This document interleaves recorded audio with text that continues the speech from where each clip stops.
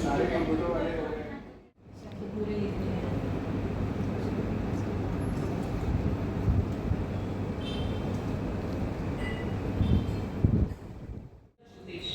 विद्यारूपेण संस्थिता नमस्तस्यै नमस्तस्यै नमस्तस्यै नमो नमः।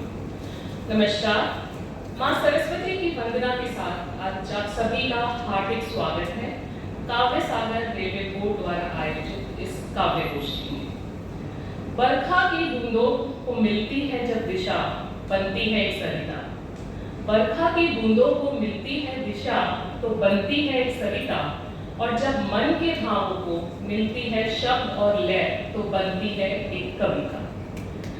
इसी प्रकार आज का यह कार्यक्रम हमारे काव्य सागर समूह द्वारा आयोजित काव्य गोष्ठी की श्रृंखला में दूसरा पड़ाव है, जहां सभी प्रतिभागी कवि जीवन के खट्टे मीठे अनुभवों पर आधारित अपनी अपनी स्वरचित कविताएं लेकर उपस्थित हैं। आज के कार्यक्रम के मुख्य अतिथि हैं संयुक्त सचिव राजपत्र श्री विक्रम सिंह दहिया सर जी,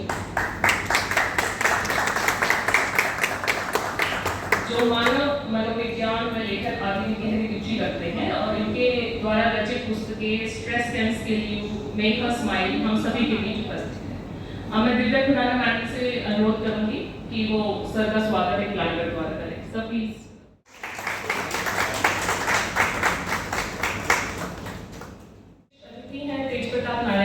अभी उन्हें आने को समय लग रहा है तो बीच में हमें ज्वाइन करेंगे। और आज हमारे साथ उपस्थित हैं प्रधान कार्यकारी निदेशक श्री पीएम मीना जी और संयुक्त सचिव स्थापना श्री सुनील कुमार सिंह जी। सर आपका भी बहुत बहुत स्वागत है। और मैं आगे के कार्यक्रम के संचालन के लिए आमंत्रित करती हूँ श्री शंकर सर। यह शान ए महफिल गुलजार हुई है एक मुद्दत के बाद। यह शान ए महफिल गुलजार हुई एक मुद्दत के बाद, संभलो और संभालो जरा, कहीं अल्फाज फिसल न जाए तेरे दीदार से, कहीं अल्फाज फिसल न जाए तेरे दीदार से। जी हाँ, आप सभी के दीदार को प्यार भरा आदर पूर्वक नमस्कार करते हुए मैं शिव शंकर एहसास इस काव्य गोष्ठी में मौजूद सभी आदरणीय हमारे माननीय दहिया जी, मीना सर जी, सुनील कुमार सिंह जी और हमारे जो यहाँ पर बैठे हुए सभी सुधी श्रोता व दर्शकों का हार्दिक स्वागत व अभिनंदन करता हूँ। मैं अक्सर कार्यक्रमों में श्रोता व दर्शक दो शब्दों का इस्तेमाल करता हूँ, और वह ऐसा किस लिए बोलता हूँ क्योंकि कुछ लोगों का ध्यान सुनने में रहता है और कुछ लोगों का ध्यान देखने में। कुछ लोग देखते हैं कि हाँ भाई उसकी प्रस्तुति कैसी है, किसी भी एंगल से देखने का मेरा प्रयास आप समझ सकते हैं।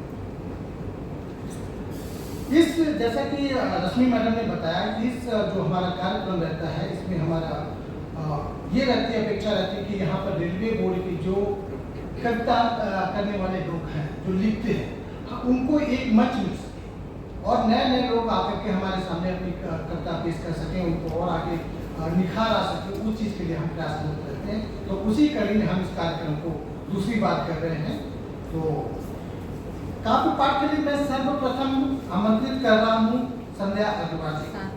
साधना वास्तव में कविता जब पूर्ण रूप से तैयार होती है ना, तो वह एक साधना का ही परिणाम है, साधना का ही परिणाम होती है। और इस साधना में छुपी होती है जिंदगी की हार जीत की पहली।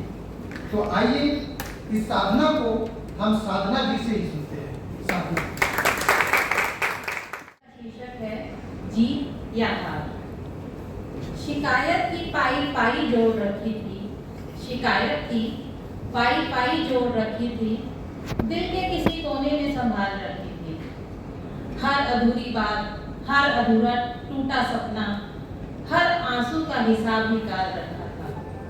सोचा था आज सब कह दूंगी, सोचा था आज सब कह दूंगी, दिल का हर राज खोल दूंगी। जो दर्द मिला, जो वक्त ने छीना, हर पल का उससे जवाब लूंगी। वो सामने आया तो शब्द ठहर गए, वो सामने आया तो शब्द ठहर गए, मन के सारे तूफान जैसे बिखर गए। आंखों में उसकी वही अपनापन था जिसे देखकर सारे गिले शिकवे उतर गए। फिर उसने धीरे से गले लगाए, फिर उसने धीरे से गले लगाया, ना कोई सफाई दी, ना कुछ समझाया। बस उस एक पल में बरसों का सारा दर्द मिटा दिया। जो शिकायतें कभी भारी लगती थी, वो पल भर में हल्की हो गई। जो बातें दिल को चुभती रहती थी, वो बर्फ की तरह पिघल गई। तब समझ आया रिश्तों का मतलब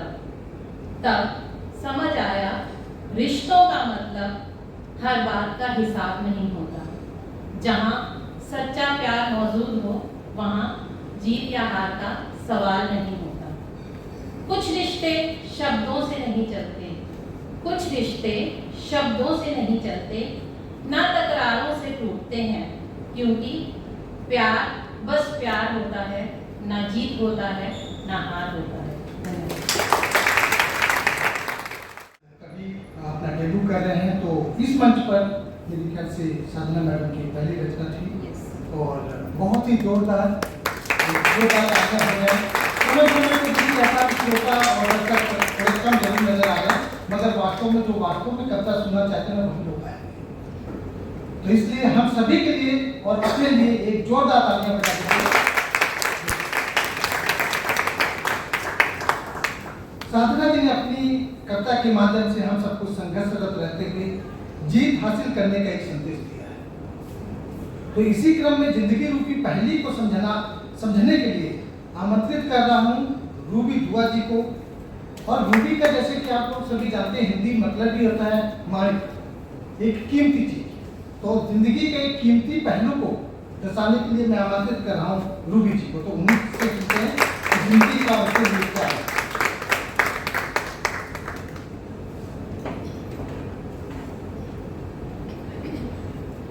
आदरणीय अधिकारीगण एवं मेरे प्यारे साथी, मैंने कुछ अनुभूतियों को शब्दों में पिरोने का प्रयास किया है।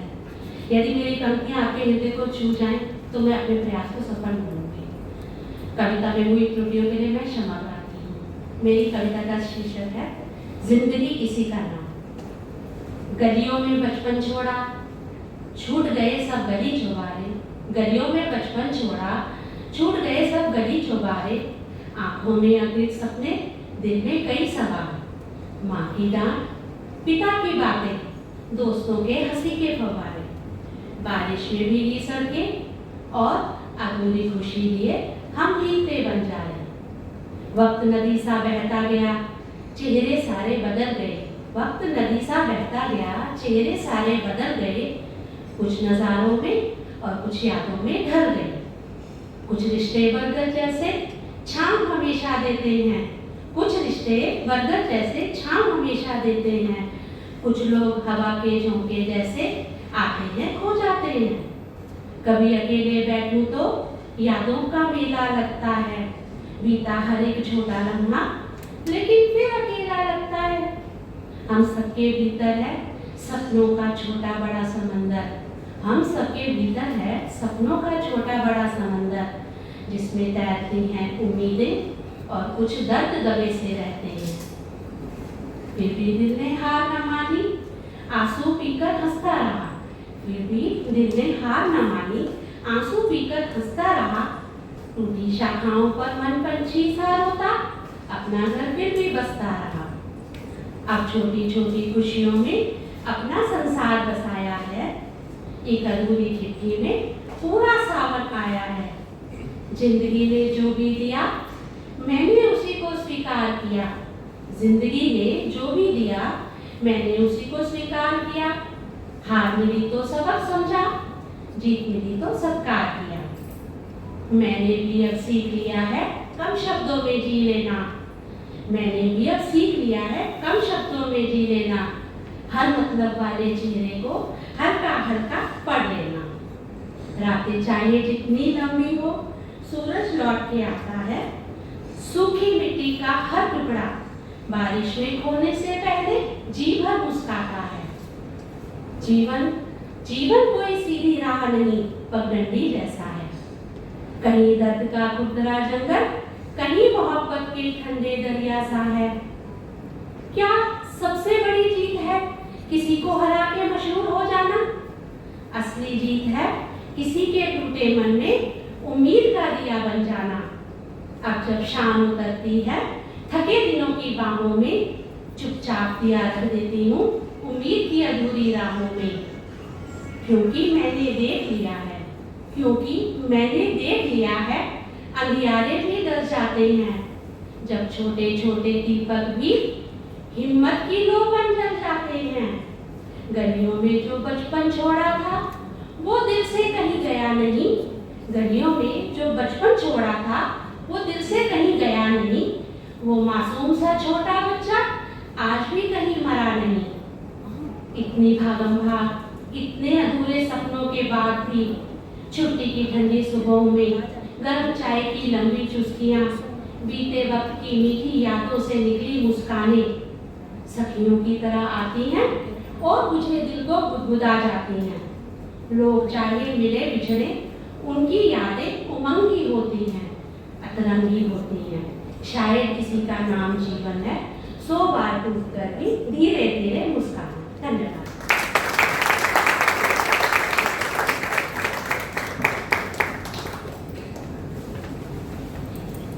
मैं तो मैडम की कविता सुनकर के मंत्रमुग्ध हो गया। बहुत ही शानदार कविता और बहुत ही अच्छी प्रस्तुति। कभी लगा नहीं था कि मैडम इतनी अच्छी कविता भी लिखती हैं, बहुत अच्छा लगा और बहुत बहुत धन्यवाद आपका। जोरदार ताली बजाने की मदद करें।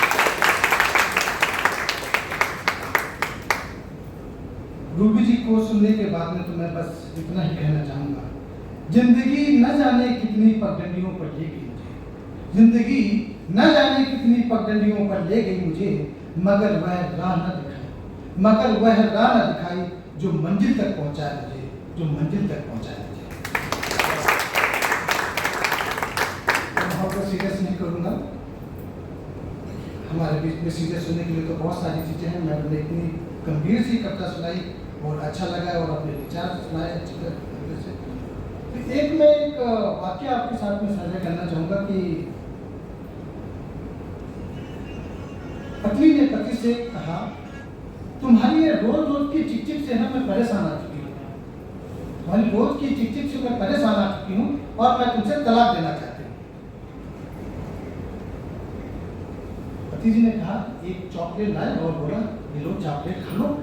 तो चॉकलेट के लिए जैसे हाथ बढ़ाया तो थोड़ा रोमांटिक कहती, अच्छा जी रोमांटिक हो रहे हो? बोला रोमांटिक नहीं, अरे पगली, माँ कहती है कुछ अच्छा करने से पहले मीठा खा लेना चाहिए। जी हाँ, इसी रंग को बढ़ाते हुए अब मैं आमंत्रित कर रहा हूँ हमारी दिव्या खुराना मैडम जी को कि वो आए और एक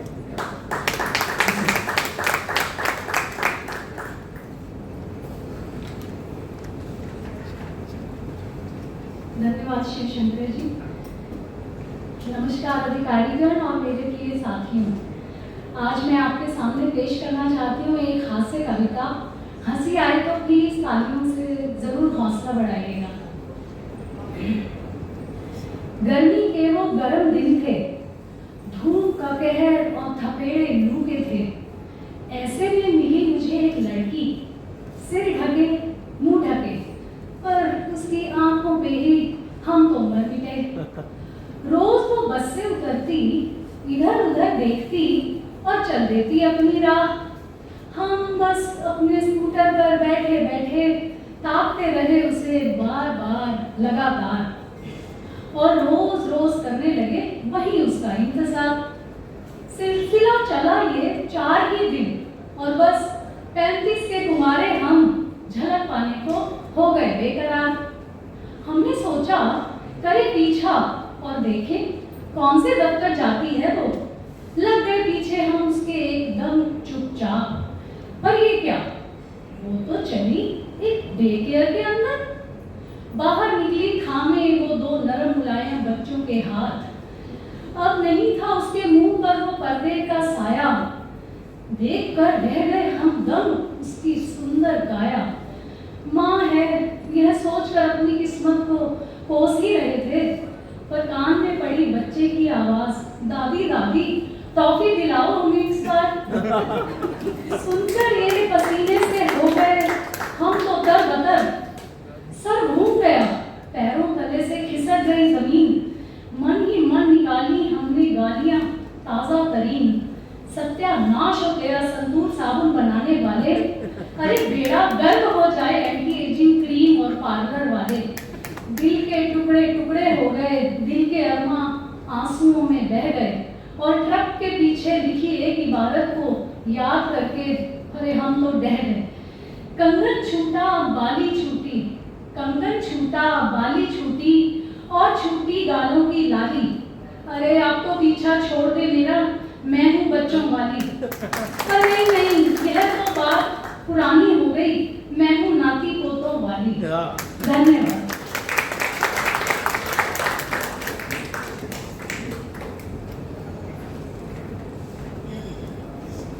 बहुत ही सुंदर कविता, हास्य रस का पूर्ण आनंद लेते हैं हम सभी लोग। और देखिए कितना अच्छा लगता है कि हमारे बीच के लोग इतनी अच्छी कविता लिखते हैं और जिसको हम सुनने से मरहूम रह जाते हैं। तो ये बड़ी ही अच्छी बात है कि हमें एक मौका मिल रहा है और मैडम ने इतना अच्छा सुनाया। और ये जो पर्दे वाली बात सुनाई जो एक बहस था, तो उस बहस के विषय में बस इतना ही कहना चाहूँगा मैं। ये कौन है जो मेरे ख्यालों में आता है, यह कौन है जो मेरे ख्यालों में आता है, बुझे हुए चिरागों को शमा बनकर जलाता है। यह कौन है जो मेरे ख्यालों में आता है, बुझे हुए चिरागों को शमा बनकर जलाता है। जो देखे ख्वाब खुली आंखों ने, जो देखे ख्वाब खुली आंखों ने, उन्हें बंद आंखों में पूरे कर जाता है। यह कौन है जो मेरे ख्यालों में आता है। अगले कवि के रूप में मैं आपको ये चीज बता दूं कि ये सभी लोग अपनी ओरिजिनल कविता बोल रहे हैं और मैं भी जो बीच बीच में थोड़ा कोशिश कर रहा हूँ बोलने की, ये मेरी सब चीजें खुद की लिखी हुई है। मैं खुद ही लिखता हूँ।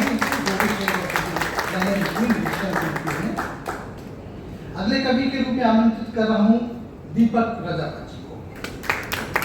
आप सभी उनको भली भांति जानते हैं कि हमारे वे भवन से नहीं आते हैं, ये बहुत दूर से बुलाना पड़ता है हमें। कुछ हमारे बीच में ऐसे कवि भी जिन्हें हमें बहुत दूर से बुलाना पड़ता है। इस बार तो हमने कवि क्या कवित्री को भी बाहर से बुलाया, कवित्री भी है और एक हमारे सज्जन टूर सभी गेस्ट नहीं आए, गेस्ट जो थे वो भी उनको भी हमने बाहर से बुलाया।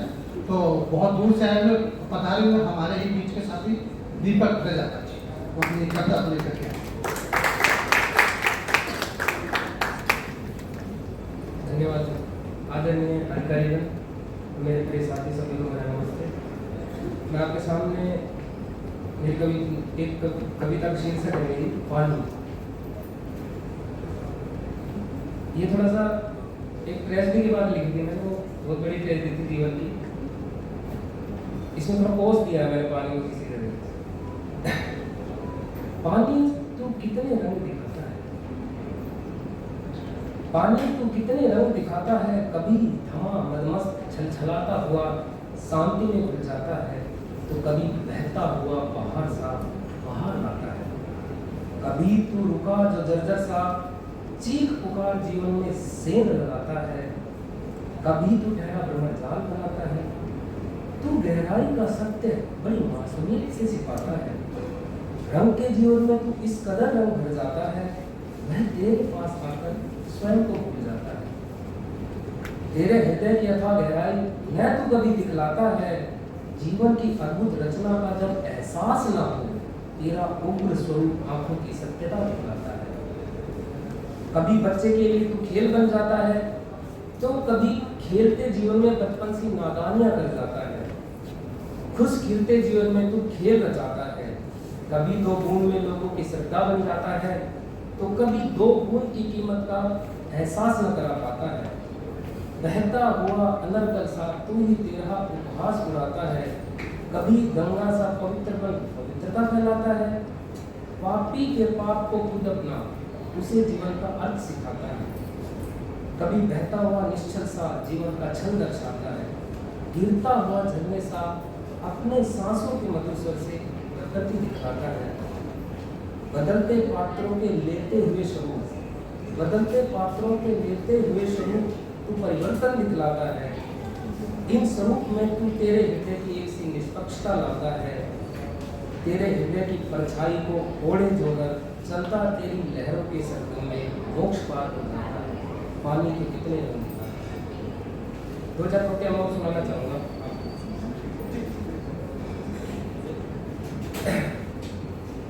खोज, इसका शीर्षक समझे तो खोज हो सकता है। खुदा क्या कहेगा मुझको अब मैं सोचता हूँ, खुदा क्या कहेगा मुझको अब मैं सोचता हूँ, तेरी खुशबू के आगोश में हूँ खुद को खोजता हूँ। तुझसे दूर जाता हूँ जब भी थोड़ा अच्छा लगता है, तुझसे दूर जाता हूँ जब भी थोड़ा अच्छा लगता है, अगले ही पल तुझसे मिलने का रास्ता खोजता हूँ, अगले ही पल तुझसे मिलने का रास्ता खोजता हूँ। अब न रही फूलों में वो महक, अब न रही फूलों में वो महक जो महका दे चमन, तेरी खुशबू का पीछा करता तुझको खोजता हूँ, तेरी खुशबू का पीछा करता तुझको खोजता हूँ। तुझसे लिपटकर मिटा दो अपनी हस्ती, तुझसे लिपटकर मिटा दो अपनी हस्ती, तेरी उन मीठी राहों का एहसास खोजता हूँ। तुझसे लड़कर सिमट जाता हूँ, तुझसे लड़कर सिमट जाता हूँ खुद में, तेरी चोट जितना दर्द दे वो हथियार खोजता हूँ, तेरी चोट जितना दर्द दे वो हथियार खोजता हूँ। देखा है आजकल शांत है समंदर, देखा है आजकल शांत है समंदर, बन सकूं मैं तेरा चांद तो रोशनी खोजता हूँ।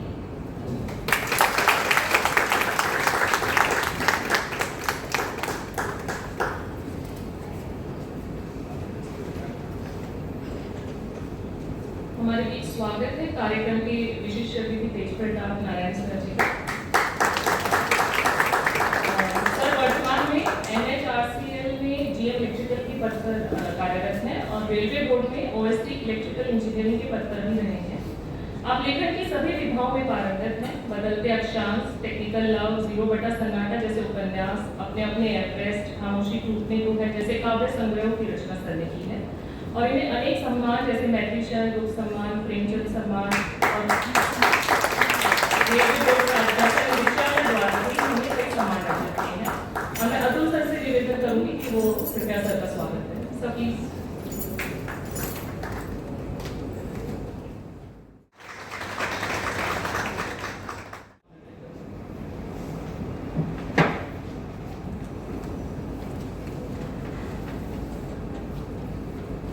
धन्यवाद।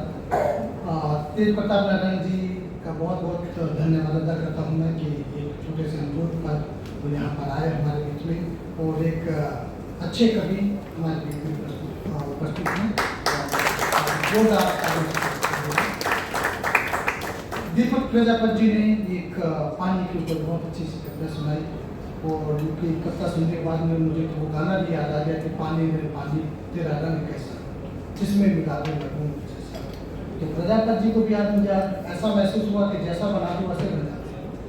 पानी पे भी कविता लिखी और पेड़ पे भी अपनी जो भी कविता थी उसके ऊपर भी अच्छा लिखा उन्होंने। जैसा कि मैंने बताया कि ये बाहर से आए हुए कवि थे, तो इस कड़ी को मैं आगे बढ़ाते हुए आगे आमंत्रित करना चाहूँगा बहुत ही दूर से वो भी आई हुई कवित्री हमारे बीच में, कवित्री निकिता सुनी जी आए और हम सभी को सुंदर से काव्य पाठ से अभी तो धन्यवाद।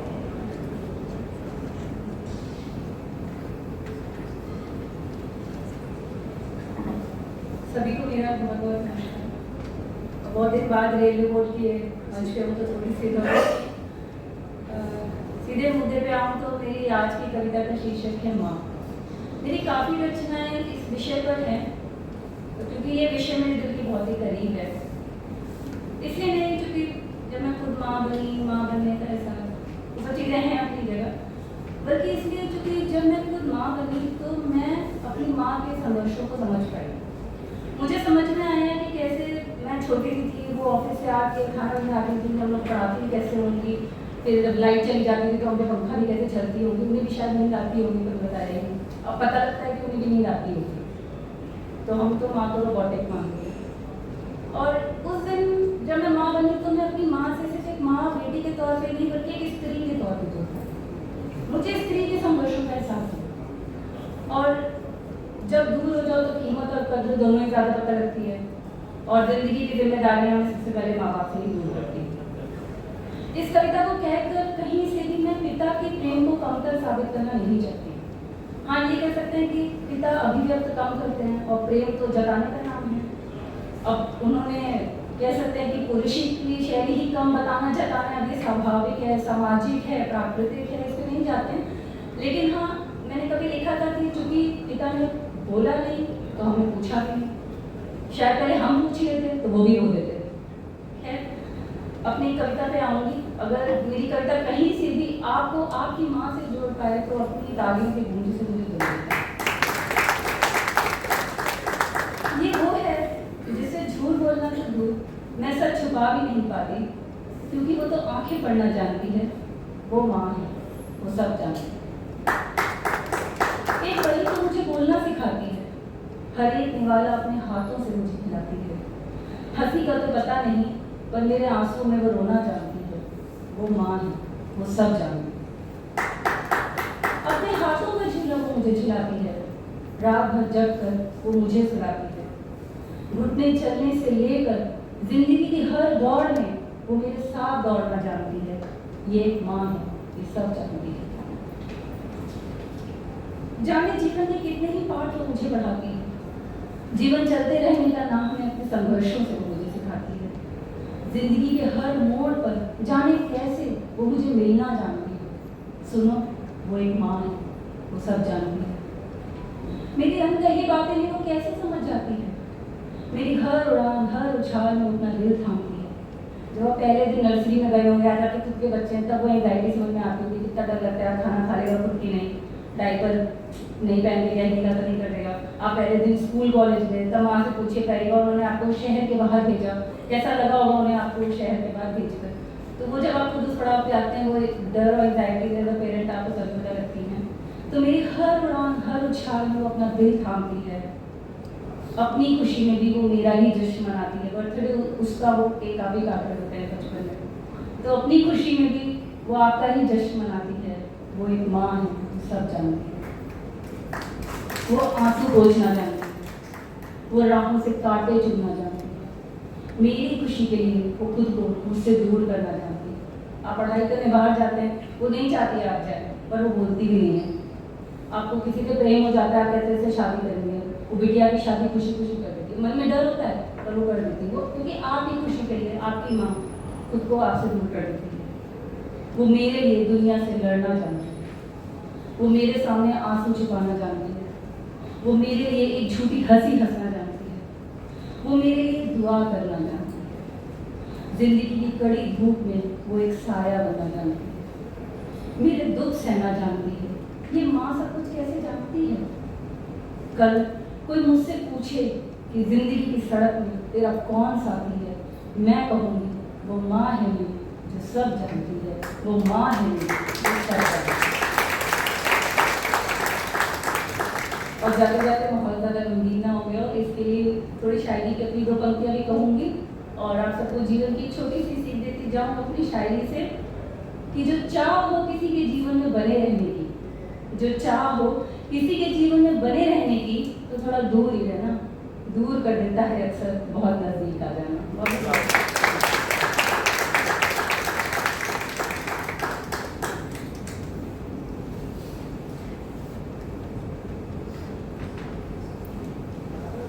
बहुत ही सुंदर, बहुत ही मार्मिक, बहुत ही संवेदनशील कविता मैंने प्रस्तुत की। उस माँ के लिए देवता ताली बजाएं। माँ क्या होती है वो एक बच्चा ही जानता है, या माँ भी जानती है कि माँ मैं क्या हूँ। अपने बच्चे के लिए वो हर जगह तैयार होती है, हर पथ पथ पे वो साथ देती है। बाप कई बार हमें लगता भी है कि शायद हमारा साथ नहीं दे रहा, मगर माँ हर अच्छे बुरे में उसके साथ खड़ी रहती है और उसको अच्छे की सीख देती है। बहुत अच्छी कविता आपने पढ़ी मैडम। अब मैं इस क्रम में किसी कवि या किसी कवित्री को लिख रहा हूं। अब मैं आमंत्रित कर रहा हूं एक शायर। जी हाँ, आपने सही पहचाना, मोहम्मद कासिम अली। मैं कासिम जी से इंतजार करूंगा कि वह आए और अपनी खास अदायगी में कुछ शायरों का प्रस्तुत करने की कोशिश करें। कासिम अली जी।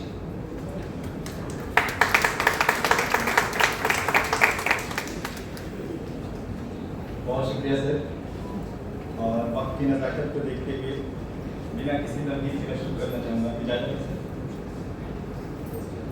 अर्ज़ किया है, मुश्किलों में भी हमने तुम्हें पुकारा नहीं, मुश्किलों में भी हमने तुम्हें पुकारा नहीं, मुश्किलों में भी हमने तुम्हें पुकारा नहीं है। ऐ दोस्त तेरा एहसान हमें गवारा नहीं। क्या हुआ? मुश्किलों में भी हमने तुम्हें पुकारा नहीं है। ऐ दोस्त तेरा एहसान हमें गवारा नहीं है। न मेरी तरफ देखे न तवज्जो हो किसी की, न मेरी तरफ देखे न तवज्जो हो किसी की। बात तेरे हमने खुद को सवारा नहीं है, बात तेरे खुद को हमने सवारा नहीं है। और जिसे भी आप प्यार करते हैं, और प्यार लफ्ज़ बोलते ही जिसका चेहरा सबसे पहले दिमाग में आता है, उसको सोचते हुए ये शेर इरशाद फरमाइए प्लीज, कि देखी है सारी दुनिया, देखे हैं सब नज़ारे, देखी है सारी दुनिया, देखे हैं सब नज़ारे। तेरे चेहरे सा दुनिया में कोई, तेरे चेहरे सा दुनिया में कोई नज़ारा नहीं, कि तेरे चेहरे सा दुनिया में कोई नज़ारा नहीं है। कि वक्त के तूफानों से तन्हा ही गुजरना है, वक्त के तूफानों से तन्हा ही गुजरना है। किसी और के वादे का सहारा नहीं, किसी और के वादे का सहारा नहीं।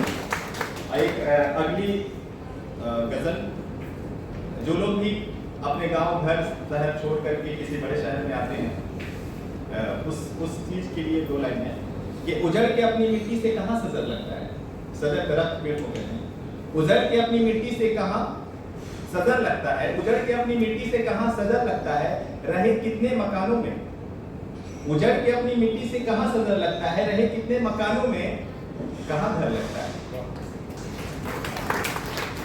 उजड़ के अपनी मिट्टी से कहाँ सजर लगता है। रहे कितने मकानों में कहाँ घर लगता है।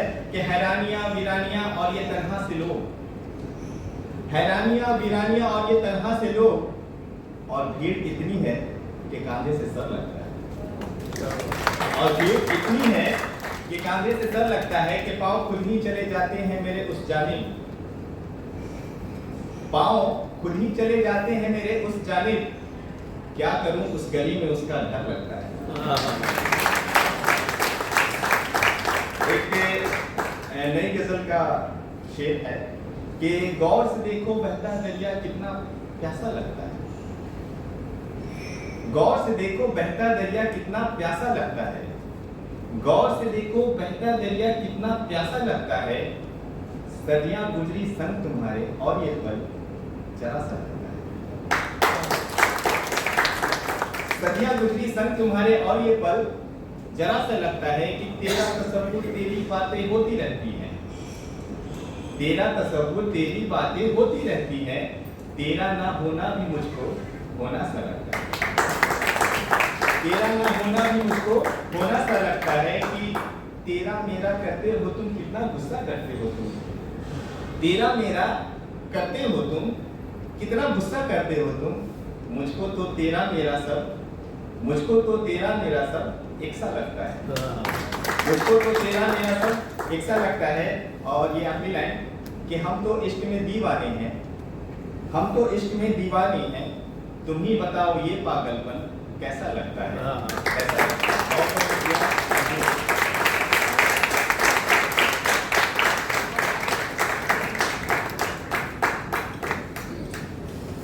बहुत ही उम्दा शायरी प्रस्तुत करी कासिम जी ने। एक बार जोरदार तालियां बजा दी।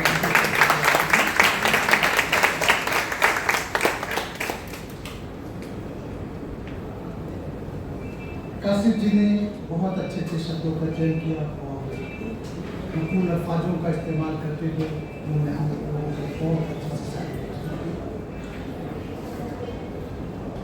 मैं एक बात कहना चाहूँगा कि महलों की दुनिया बनाने से पहले महलों की दुनिया बनाने से पहले दिल की दुनिया को सजाया होता तो कितना अच्छा होता। महलों की दुनिया बनाने से पहले दिल की दुनिया को सजाया होता तो कितना अच्छा होता। मंदिर मस्जिद में जलाते हो दिए, मंदिर मस्जिद में जलाते हो दिए, एक दिया अंधेरे घर में भी जलाया होता तो कितना अच्छा होता। एक दिया अंधेरे घर में भी जलाया तो कितना अच्छा होता। अगली कविता के लिए मैं आमंत्रित कर रहा हूँ कवित्री रश्मि दरिया जी को, जो एक कुशल वक्ता के साथ साथ आपने सुना होगा डिबेट वगैरह में मैडम बहुत पार्टिसिपेट करते हैं और गाने वगैरह में भी सांस्कृतिक कार्यक्रमों में रहती है मैडम। कुशल वक्ता के साथ साथ में एक कुशल व सुशील कवित्री भी है रश्मि दरिया।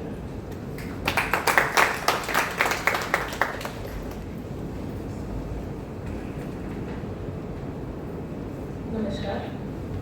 आज की मेरी कविता आधारित है जीवन जो एक संघर्ष का नाम है। हम सभी के जीवन में मुश्किलें आती हैं और उनसे घबरा जाना स्वाभाविक है। हमारे लिए भी महान महान हस्तियों के साथ भी यही हुआ है, लेकिन असल विजेता वही है जो अपनी हिम्मत बटोर के आगे बढ़ता रहता है। तो मेरी कविता का शीर्षक है ना हो हताश। थक कर है पथिक बैठा है क्यों, राह की बाधाओं से टूटा है क्या हुआ जो हर कदम संघर्ष मिला, क्या हुआ जो हर कदम संघर्ष मिला, जीवन ही तो है एक संघर्ष भूला है ना डर बाधाओं से, बाधाएं तो आएंगी जो कदम हर कदम तुझे आजमाएंगी।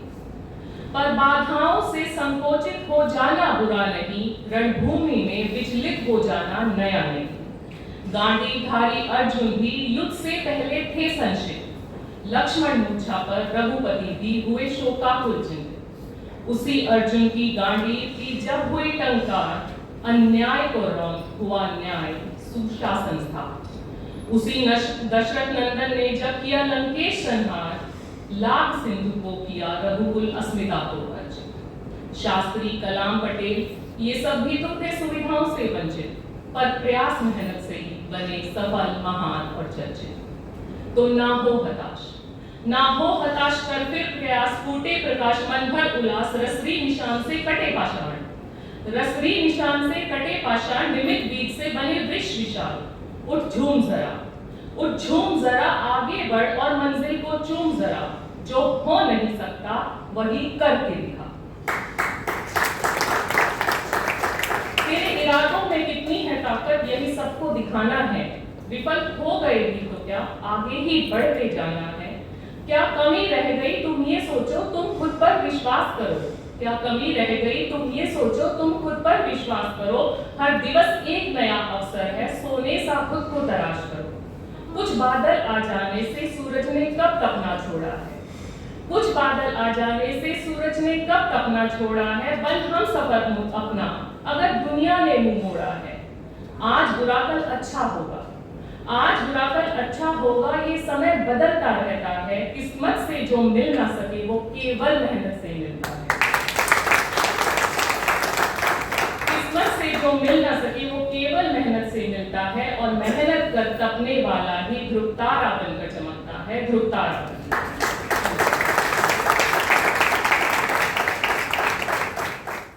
हौसला अफजाई करी तुमने सबकी, थैंक यू सो मच। एक जोरदार तालियां।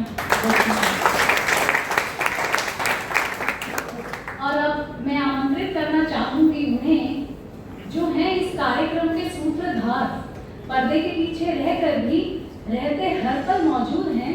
वो बुनते कार्यक्रम के ताने बातों में होती ना उनसे कोई चूक है, सरकारी काम से किया ना कभी उन्होंने समझौता, अपने बिजी समय से थोड़ा थोड़ा समय चुराकर की है बड़ी मेहनत इन्होंने। कभी कोई धन्यवाद ना मांगे ना कोई पुरस्कार, स्वागत है इन शब्दों में श्री शिव शंकर एहसास जी का अपार।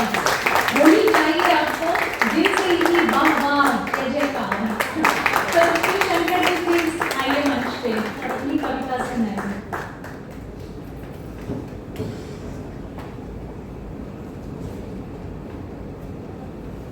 इतना अच्छा परिचय देने के लिए मैडम का बहुत बहुत धन्यवाद। इस काबिल नहीं हूँ, ये हम लोगों का सभी का सहयोग रहता है जिसकी वजह से हम इन चीज़ों को कर पाते हैं। कविता पाठ भी करना है मुझे और मंच संचालन भी किया है। मैंने अपनी पुस्तक में से ही एक दो कविताएं आपके साथ प्रस्तुत करना चाहूँगा। I think I am audible, सुनाई दे रहा है ना? आवाज़ मेरी वैसी है थोड़ा सा।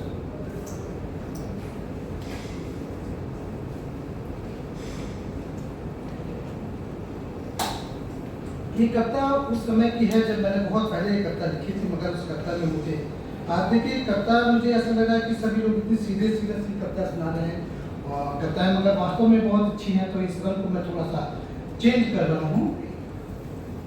मैं कविता प्रस्तुत कर रहा हूँ। जहाँ जहाँ आपको अच्छा लगे तो तालियां बजा दीजिए, ना अच्छा लगे तो भी बजा दीजिएगा, है ना, ताकि मैं जल्दी वो रुखसत हो जाऊँ। दीवानगी आशिक के दौर में मैं इतनी करता चला गया, दीवानगी आशिक के दौर में मैं इतनी करता चला गया कि हर गली कूचे में तेरा ही नाम लेता चला गया, कि हर गली कूचे में तेरा ही नाम लेता चला गया। नहीं मालूम था मुझे, नहीं मालूम था मुझे हर दिन किसी रास्ते वापस आना है, नहीं मालूम था मुझे हर दिन इसी रास्ते वापस आना है। जहां सभी ने कहना है कि देख, जहां सभी ने कहना है कि देख किस कदर किसी के नाम का दीवाना है, जहां सभी ने कहना है कि देख किस कदर किसी के नाम का दीवाना है। लोग तेरी खबर पूछकर इस बेखबर की खबर जान लेते हैं, लोग तेरी खबर पूछकर इस बेखबर की खबर जान लेते हैं। पढ़कर चेहरे को मेरे, पढ़कर चेहरे को मेरे क्या गुजरी है मुझ पर, यह आसानी से पहचान लेते हैं, और आसानी से पहचान। इसीलिए अब झुका कर चलना पड़ता है नजरों को, इसीलिए अब झुका कर चलना पड़ता है नजरों को।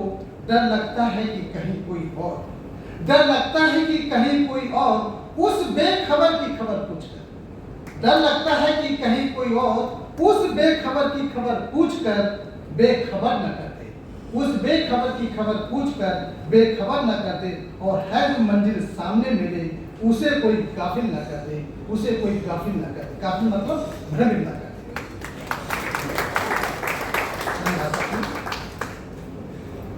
जब दीवानगी इतनी बढ़ जाती तो उसका कुछ अंजाम भी तो होता है, तो उसका अंजाम क्या होता है मैं उसको एक नगमे के रूप में प्रस्तुत करना चाहूँगा। लाइनें देखिएगा। हर वक्त आंखें नम रहती हैं, हर वक्त आंखें नम रहती हैं, न जाने किनके ख्यालों में, हर वक्त आंखें नम रहती हैं, न जाने किनके ख्यालों में रहती हैं। दूर जहां तक भी नजर जाती है, हर शख्सियत में तू ही तू नजर आती है। हर हंसता हुआ चेहरा मुझे रुला देता है, हर हंसता हुआ चेहरा मुझे रुला देता है। तेरा ख्याल सब कुछ भुला देता है, तेरा ख्याल सब कुछ भुला देता है। दिया जलाता हूँ रोशनी, दिया जलाता हूँ रोशनी के लिए, अफसोस के दिया ही मेरा आशियाना जला देता है, अफसोस के दिया ही मेरा आशियाना जला देता है। तुझे हंसाने के लिए ही तो हंसता हूँ, तुझे हंसाने के लिए ही तो हंसता हूँ मैं, मगर यही ख्याल एकांत में मुझे रुला देता है, यही ख्याल एकांत में मुझे रुला देता है।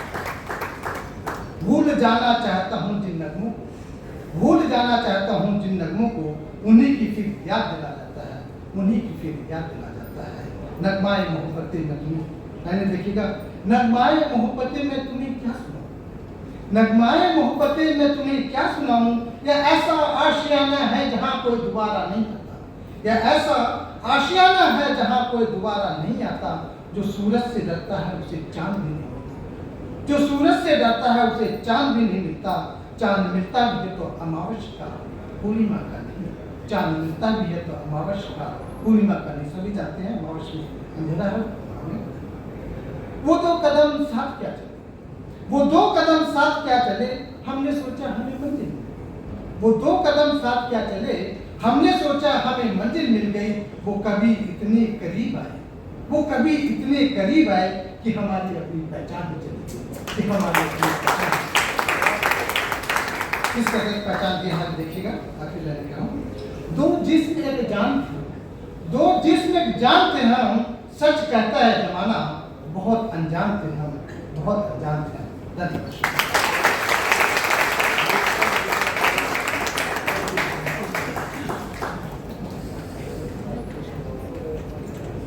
शिवशंकर और अब कविता पाठ के लिए मैं आमंत्रित करना चाहूंगी हमारे विशिष्ट अतिथि श्री तेज प्रताप नारायण जी को। कृपया तालियों की धूम के साथ स्वागत करें।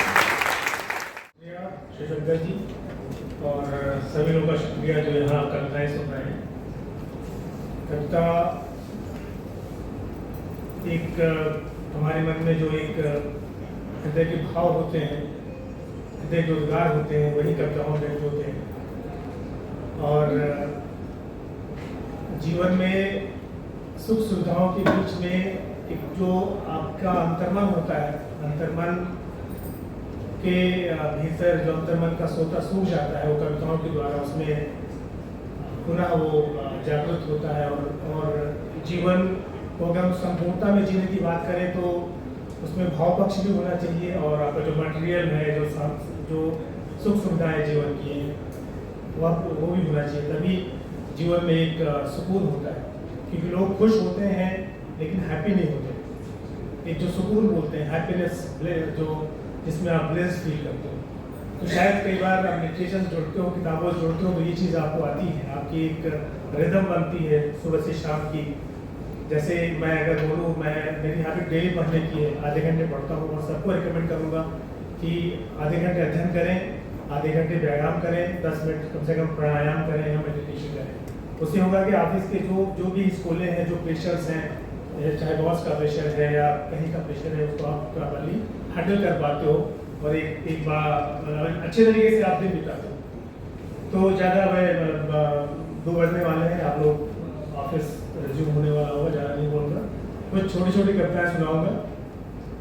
और इस कॉन्फ्रेंस साल में काफ़ी मीटिंग मैंने भी की हैं, और क्योंकि पिछले 6 सालों तक मैं यहीं पे था एज ए डायरेक्टर और ईडी, तो काफ़ी चेहरे जाने पहचाने हैं, सामने सबको जानता हूँ अच्छे से, उन्होंने काम किया है। और यहाँ आना एक तरीके से मायके में आना होता है रेडियो बोर्ड में।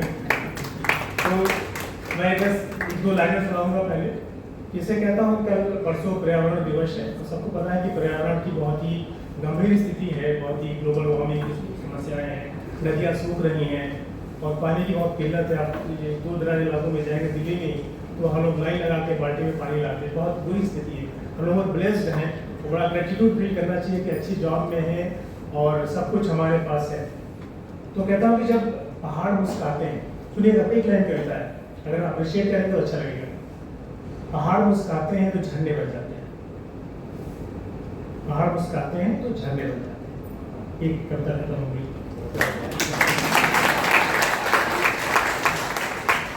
दूसरी कहता हूँ कि नदियाँ पहाड़ के माथे का पसीना होती हैं।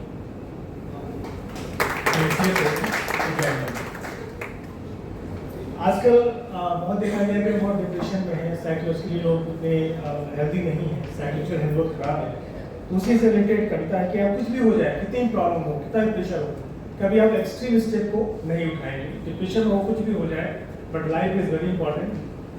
एक बार ही लाइफ मिलती है, वही पता है, आगे क्या होगा, पीछे क्या है, किसी को पता नहीं है। तो ये मोमेंट जो है, मोमेंट बड़ा इंपॉर्टेंट है। Let us live in the moment. कोई भी डिप्रेशन है, कोई भी समस्या है, चाहे घर की है, बाहर की है, ऑफिस की है, सब सॉल्व हो जाएगी समय के साथ, अपने आप चीज़ें उसका सॉल्यूशन मिलने लगता है। तो इसी पे एक मोटिवेशनल कविता है, उम्मीद है आपको पसंद आएगी। तो इसका शीर्षक है कीमती है जिंदगी। तो मैं कहता हूँ कि थोड़ी बेइज्जती भी सह लेंगे, थोड़ी बेइज्जती भी सह लेंगे, थोड़ी बेशर्मी भी कर लेंगे, थोड़ी बेइज्जती भी सह लेंगे, थोड़ी बेशर्मी भी कर लेंगे, थोड़ा डिप्रेशन में रह लेंगे, थोड़ा फ्रस्ट्रेट भी हो लेंगे, रुकेंगे और दौड़ेंगे, लेकिन कीमती है जिंदगी, उसे जीना नहीं छोड़ेंगे। लेकिन कीमती है जिंदगी, उसे जीना नहीं छोड़ेंगे। रो लेंगे और हंस लेंगे, रो लेंगे और हंस लेंगे, जी लेंगे और मर लेंगे, थोड़ा झुकेंगे और अकड़ेंगे। एक फ्लेक्सिबिलिटी, कई बार आपको स्टैंड लेना पड़ता है, स्टैंड आपको जस्ट फ्लेक्सिबल होना पड़ता है कि रो लेंगे और हंस लेंगे, जी लेंगे और मर लेंगे, थोड़ा झुकेंगे और अकड़ेंगे, छोड़ेंगे और पकड़ेंगे, झेलेंगे और झेलाएंगे, झेलेंगे और झेलाएंगे, लेकिन कीमती है जिंदगी, उसे जीना नहीं छोड़ेंगे। लगता है वहाँ तक जाके अच्छी बात है। तो मैं कई बार कवियों की आदत होती है, सुनाते जाते हैं लोग, भले बोलो ठीक है। तो इसका लास्ट स्टैंजा है, झूठ और सच कह लेंगे, झूठ और सच कह लेंगे, नफरत और प्यार कर लेंगे, झूठ और सच कह लेंगे, नफरत और प्यार कर लेंगे, सुन लेंगे कह देंगे, सुन लेंगे कह देंगे, थोड़ा बहुत बहक लेंगे, रोएंगे और रुलाएंगे, रोएंगे और रुलाएंगे, लेकिन कीमती है जिंदगी, उसे जीना नहीं छोड़ेंगे। लेकिन कीमती है। बस एक लास्ट गजल सुनाता हूँ आपको, छोटी सी गजल है। हमारे शिवशंकर जी उठ रहे हैं कि मैं जाऊँ, बस आने वाला हूँ। समझ रहा हूँ, मैं भी आपसे भाग के आया हूँ, एमडी मीटिंग चल रही थी, मैंने लंच ही नहीं किया। तो इसका जो गजल का मतलब है, गजल जो पहला शेर मतलब कहा जाता है कि गम का पारावार नहीं है, गम का पारावार नहीं है, प्यार भरा संसार नहीं, गम का पारावार नहीं है, प्यार भरा संसार नहीं है, न्यूज़ सही जो छापे ऐसा, न्यूज़ सही जो छापे ऐसा, आज कोई अखबार नहीं है।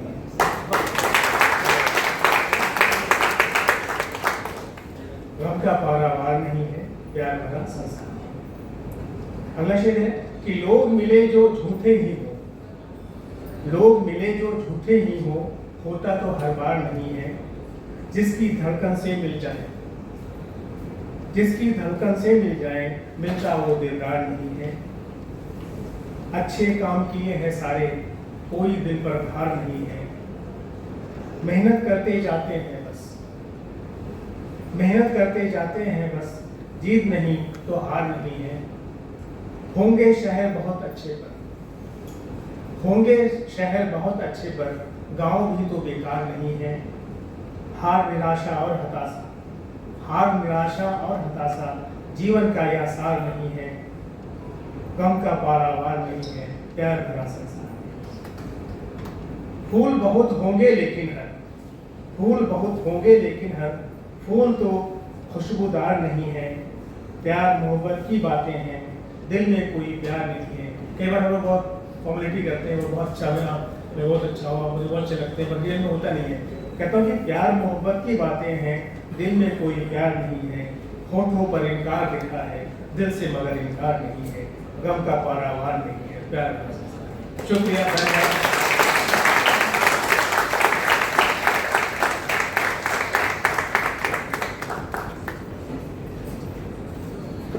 अभी हमारे बीच में बहुत अच्छी अच्छी जो कविताएं आई हैं, और हमारे जो चीफ गेस्ट हैं उनको भी हमें सुनना है, तो आप लोगों को अनुरोध है कि 5-10 मिनट और रुके रहिएगा। तेज प्रताप जी ने बहुत अच्छी कविता सुनाई और एक समासा बांधा कि यहाँ के लोगों से कनेक्ट करते हुए कि पर्यावरण की समस्या के बारे में भी बात की। और अब आपके सामने कविता सुनाने के लिए आने वाली एक ऐसे जिसका इंतजार शायद आप काफी देर से कर रहे थे, जो उनसे परिचित है, बड़ी बात कर रहे थे, हमारे सदाबहार कवि और न जाने क्या क्या, कौन हो सकती हो सकती तेज प्रताप चावला। उनके लिए तो इतना ही कहूंगा, यह जिद है कि हद में ना रहूं, यह जिद है कि हद में ना रहूं, तेरी हद के लिए जी हाँ। तेज प्रताप।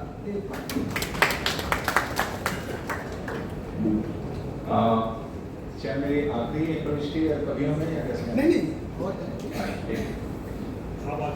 ऐसा है ना कि वो एक डोंट माइंड एवरीबॉडी, सिगरेट का जो आखिरी कश होता है ना, जो वही मॉडर्न परफॉर्मेंस।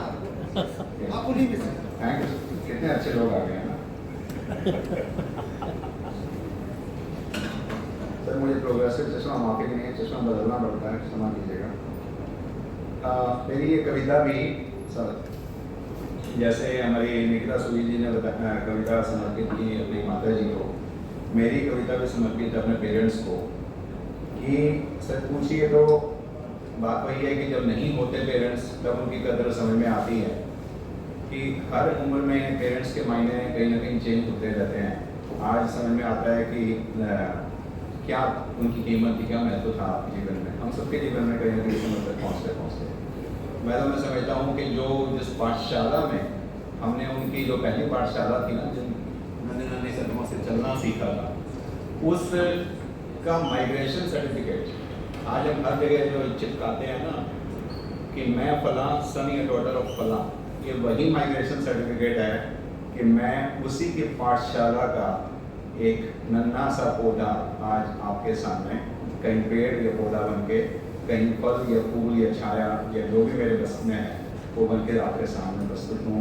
तो ये माइग्रेशन जो है ना, ये आपके सारी उम्र आपके साथ चलता रहता है। ये माइग्रेशन सर्टिफिकेट हम सब लेके चल रहे हैं। तो है कब मेरी प्रस्तुत कविता है, जमाने को मुझ में जो दिखती थोड़ी अच्छाई है, जमाने को मुझ में जो दिखती थोड़ी अच्छाई है, यह माँ पिताजी से ही आई है। मैं भी अपने समय की एक घटना हूँ, मैं भी अपने समय की एक घटना हूँ, मैं उन्हीं की एक अनमोल रचना हूँ। मुझ में भी कुछ सीखा है, मुझ में भी कुछ सीखा है, अनजाने में यह भी उन्हीं से ही सीखा है। हैसियत में वे कोई नहीं कोई बड़े थे, हैसियत में वे नहीं कोई बड़े थे, लेकिन मेरी हर जरूरत पर वे हाजिर खड़े थे। मेरी गलतियां भी उनको प्यारी थी, मेरी गलतियां भी उनको प्यारी थी, क्योंकि उन गलतियों में ही मेरे इंसान बनने की तैयारी थी। मेरे आलस्य को अब में से माफ कीजिएगा, आलसी थोड़ा बहुत हम सभी होते हैं कहीं ना कहीं। कोई ऐसा मुझे आज तक नहीं मिला जिससे जो कहे कि थोड़ा बहुत आलस मेरे अंदर नहीं, हम सबके अंदर। मेरे आलस्य को उन्होंने अक्सर फटकारा था, लेकिन मेरे परिश्रम पर हमेशा मुझे पुचकारा था। मेरा बचपन उस परिश्रम की अग्नि में जल गया, मेरा बचपन उस परिश्रम की अग्नि में जल गया, लेकिन मेरा पुरुषार्थ वचनों के सांचे में ढल गया। और ये जो माँ बाप के जो परिश्रम के जो संस्कार होते हैं ना, यही एक अच्छे इंसान के बनने की तैयारी और कहीं ना कहीं वो एक ट्रेनिंग जो होती है, वो तरबियत उर्दू में जिसे कहा जाता है, वो संस्कार जिसे हम हिंदी में कहते हैं। अब उस चीज पे मैं ध्यान दिलाना चाहूंगा। माँ बाप के परिश्रम की भट्ठी में वर्षों तक जो जलता है, माँ बाप के परिश्रम की भट्ठी में वर्षों तक जो जलता है, नादान लड़कियों, तब जाकर एक गुड हस्बैंड मटेरियल बनता है। और एक शब्द अंग्रेजी का मैंने यूज किया है, पता नहीं अंग्रेजी के डिक्शनरी में होता है कि नहीं होता है। जैसे हम टॉयल कहते हैं, TOIL, टॉयल मैंने परिश्रम करना, तो मैंने उससे शब्द बनाया टॉयलिश। पता नहीं डिक्शनरी में होता है कि नहीं होता, मैंने बना लिया। याद रखना, जो स्टाइलिश होते हैं वे टॉयलिश नहीं होते। याद रखना, जो स्टाइलिश होते हैं वो टॉयलिश नहीं होते, और जो टॉयलिश होते हैं वे स्टाइलिश नहीं होते।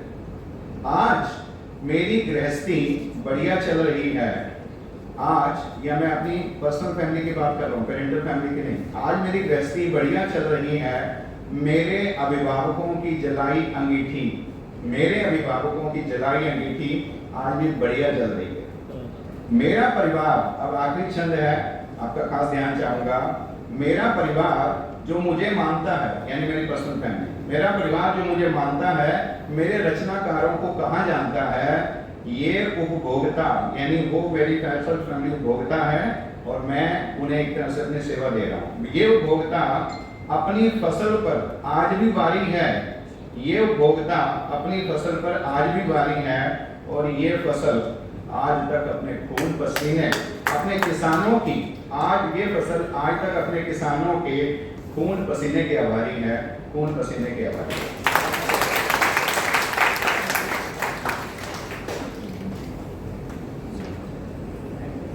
धन्यवाद तेजपाल जी। तेजपाल जी की मार्मिक और संवेदनाओं से भरपूर एक संदेश देती हुई कविता के लिए धन्यवाद। तेजपाल जी ने अपने अभिभावकों से सीखे हुए गुणों को कितना संजो कर रख पाए हैं, यह तो वही बता पाए थे। और मगर अपने लिए, मतलब मैं अपने लिए आपके सामने दो पंक्तियां शेयर करना चाहूंगा।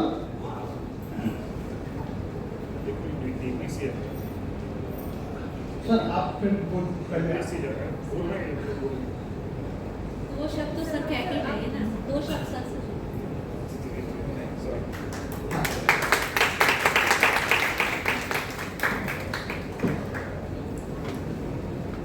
आपको सुने बिना तो अधूरा रह जाएगा।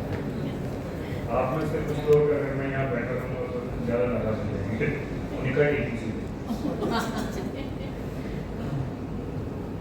ज़्यादा मैं बोलते हुए तो चावला जी ने, मैडम ने माँ बाप और धरोहर इन सब में एक कविता कही है। उसी कड़ी में मैं कुछ दिन पहले सुना रहा था सुनील जी को, और जैसे मैंने 2 लाइनें सुनाई तो उन्होंने उनका एक अनुमान रख दिया, कलेक्टिव कॉन्शियसनेस, और मैं पूरी कविता सुना नहीं पाया। आज सौभाग्य से वो फंस गए हैं।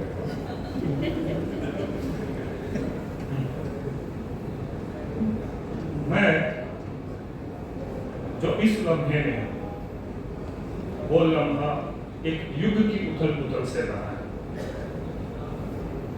और जो एक युग में उथल पुथल हुई वो सब मुझ में जमा है।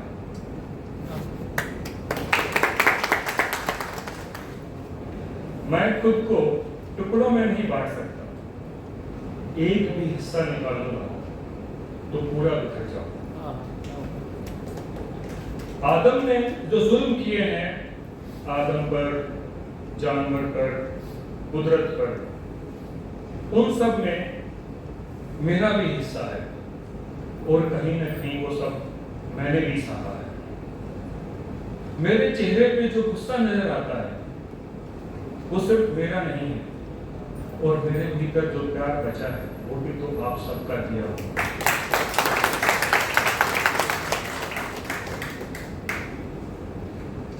ये एक पल ही बस मेरे काम का है। इस पल में मैं कुछ कर जाऊंगा, चाहूं तो इसे हंसी से भर दूं,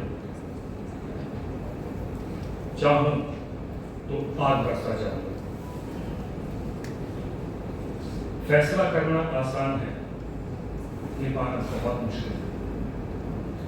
लेकिन कभी किसी ने मेरे लिए निभाया था, मैं तुम्हारे लिए निभाऊंगा। वो मुझमें जो थोड़ा सा बचा है इंसान, वो जो जाने है प्यार है सबसे महान, वो जो समझता है कि सब तेरी ही पहचान, वो तुम्हें थोड़ा सा प्यार भर जाऊंगा, तभी तो मैं कल खुश रहूंगा।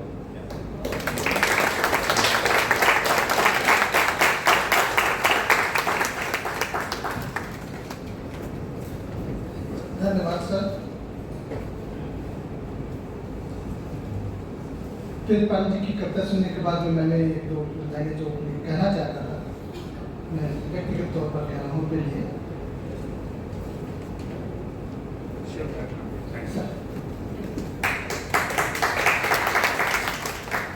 अभी हमारे बीच में एक कवि हैं,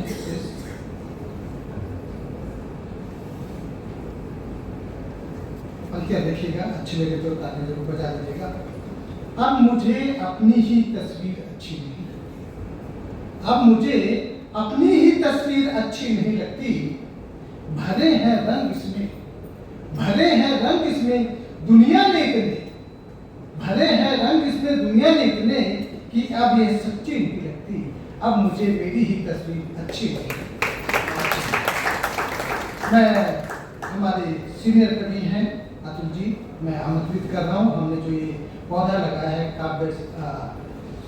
काव्य सागर का, उसके हमारे मुख्य वो हैं होता, तो मैं अतुल जी को आमंत्रित कर रहा हूँ कि आए वो।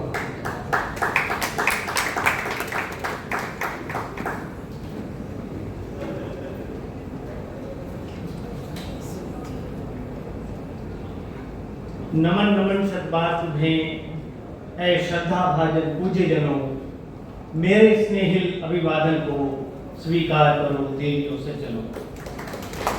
आज मैं आपके सम्मुख अपनी स्वरचित एक कविता प्रस्तुत करने जा रहा हूँ। आप सभी ने महाभारत महाकाव्य से अवगत होंगे। इस महाकाव्य में एक पात्र है कर्ण, जिसे सबसे कम समझा गया है। उसके सो कॉल्ड फ्रेंड्स और वेल विशर्स ने उसे ठीक तरह से कभी समझने का प्रयास ही नहीं किया। उसके ब्लड रिलेशन ने तो उसे हमेशा उपेक्षा ही मिली। उसके व्यक्तित्व को यदि किसी ने समझा है तो वो भगवान श्री कृष्ण। कर्ण के जीवन वृत्त से मैं काफी हद तक रिलेट करता हूँ और उनसे ही सदैव मुझे संबल मिलता रहा है। उसी महामानव को समर्पित है मेरी ये कविता कर्ण और मैं। गोमती नदी के तट पर बलुआ घाट की सीढ़ी पर यूं ही बैठा था मैं उस दिन, वहीं हो गई मुलाकात कुंवारी माता के कुंवारे पुत्र कर्ण से। अनायास ही पूछ बैठे मुझसे सांसारिक अनुभवों के बारे में। जिह्वा के चलने से पहले ही थरथराने लगे होंठ और छलक आई आंखें। मैं कुछ बोलूं उससे पहले वे ही बोले, ऐसा ही होता है। इतना सुनते ही सिनेमा के पर्दे की तरह मेरी आंखों के सामने खिंचता चला गया कर्ण का जीवन वृत्त। द्रौपदी द्वारा सूत पुत्र कहकर किया गया उनका अपमान, कुरु दरबार में योग्यता प्रदर्शन हेतु पूछा गया वंश का प्रश्न, सक्षम और समर्थ होते हुए भी जिल्लत भरी उनकी जिंदगी, इंद्र द्वारा किया गया छलावा, प्यार और ममता का अभाव। नियति ने मर दिए थे उनमें सारे गुण और सारे दोष। गुण महामानव के और दोष सामाजिक मान्यताओं का था। वह सिंह जोक की तरह चिपक गया था समाज उसकी विलक्षणताओं से। सांप की तरह डंक मार मार कर बना दिया उन्हें जहरीला, फिर करार दे दिया कि उनमें जहर है। इसके बावजूद भी उफ तक न की, चलते रहे अपने आदर्शों पर निरंतर मरते दम तक। तभी तो मृत्युशैया पर लेटे उस दानवीर से सोने के दांत पा झुकाया था माधव ने उन्हें शीश। हाँ, माधव ने। अरे कहां खो गए? सुनकर टूटी मेरी तंद्रा। उन्होंने कहा, सामर्थ्यवान ही सब सुख दुख सहता है। बड़ा संबल मिला मुझे उनके इस कथन से। कंधे पर मेरे हाथ रखकर उस महामानव ने ये पंक्तियां दोहराई, कुछ अच्छा करो और चुपचाप विलुप्त हो जाओ इस जगत से। मेरे मन की बात कह दी थी उन्होंने। मैं भी तो हूं तलाश में अपनी भूमिका की। समाज का यह अंग समाज को कुछ देना चाहता है। मैं चाहता हूं कि मैं आपको अपनी एक दूसरी कविता भी सुनाऊं जिसका शीर्षक है आधा चांद। चांद हिंदी कवियों का प्रिय पात्र रहा है। किसी ने उसमें अपनी प्रेयसी देखी है तो किसी को उसमें बच्चों का चंदा मामा दिखाई दिए हैं। मैंने चांद के माध्यम से भारतीय समाज में महिलाओं की दशा की ओर ध्यान आकर्षित करने का प्रयास किया है। लीजिए मैं प्रस्तुत करता हूं अपनी वही कविता आधा चांद। आज यूं ही पड़ गई नजर अंबर के आधे चांद पर। आधा चांद जैसे दर्शा रहा हो भारत की बेटियों की दशा, आधी अधूरी। जीवन के तमाम क्षेत्र में अब तक न पा सकी है वो अपनी सहभागिता पूरी। आधा चांद जैसे बता रहा हो परिवार समाज में बेटियों की मजबूरी, प्रतिभा हुनर होते हुए भी अपनी मंजिल अपनी चाहत से बनी हुई उनकी दूरी।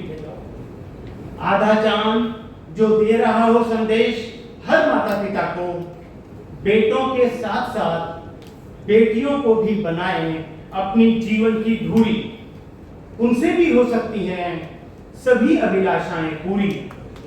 आधा चांद बुला रहा है समाज के पुरंदरों को, बेटे बेटियों के बीच भेद मिटाने हेतु उठाएं कदम जरूरी। तभी हो सकेगा भारत का समग्र विकास और चढ़ सकेगा उस पर रंग सिंदूरी। अंत में मैं शायद की इन पंक्तियों से अपनी वाणी को विराम दूंगा। कौन कहता है कि आई ना थी चमन में बहार, कौन कहता है कि आई ना थी चमन में बहार, मैंने फूलों से सजे नक्शे कदम देखे हैं। धन्यवाद।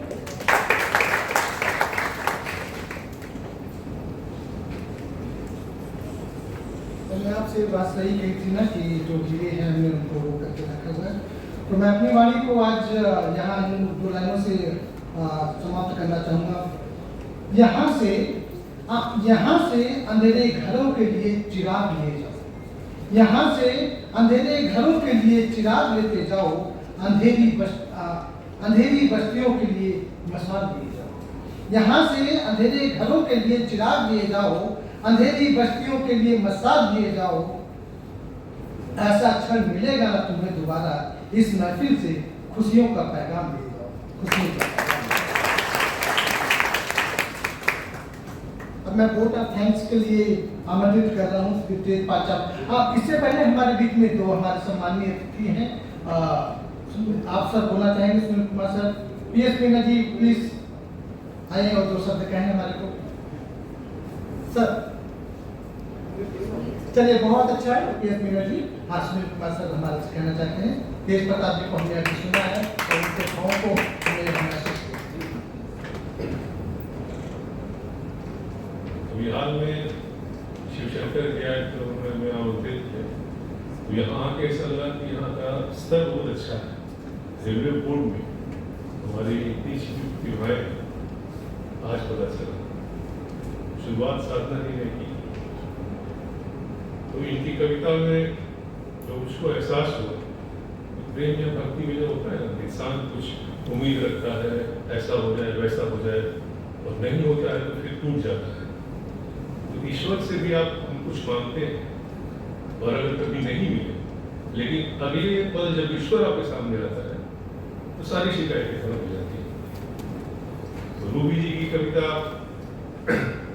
में इनने देखा मैंने कि जो अभिव्यक्ति की गहराई, वो बेसिकली आप जीवन जीने से, अनुभूति से जो बोध होता है, तो वो परिपक्वता जो है अपने आप नहीं आता।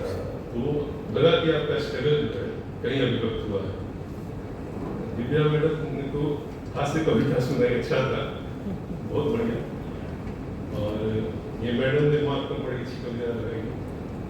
शायर साहब बहुत अच्छे रहे, अतुल जी का तो कार्य, और रश्मि जी की मैं बोलूँगा भाषा बड़ी अच्छी है, मतलब तत्सम शब्दों तद्भव सबका एक मिला जुला काफी अच्छा, मतलब वक्तृत्व की जो क्षमता है तो सब मिला के। और बाकी तेज प्रताप जिससे अवृष्ट कवि है, उनके लिए हम क्या ही बोल सकते हैं। मेरा भी 2 शब्द कह दीजिए सर, बड़ी आपने सबसे अंत बोला था ना, तो आपका भी सबसे अंत बोल लेना था। चावला जी मतलब बड़े सरल हृदय है, और जो इनके मन में आता है बड़ी अच्छी कविता करते हैं, जिसके लिए आपको बताएं। और अच्छा रहा हम लोग का सफर, धन्यवाद, थैंक यू।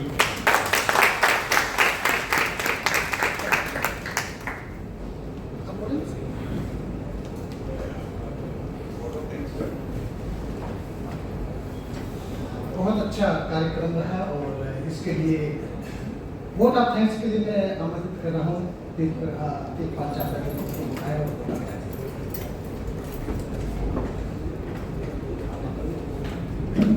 ये हमारा दूसरा प्रयास था काव्य संगोष्ठी का, और आपकी जो हाजिरी है, आपकी जो उपस्थिति है हमारे सभी सहकर्मियों की और हमारे वरिष्ठ अधिकारियों की, हम सभी आपके आभारी हैं।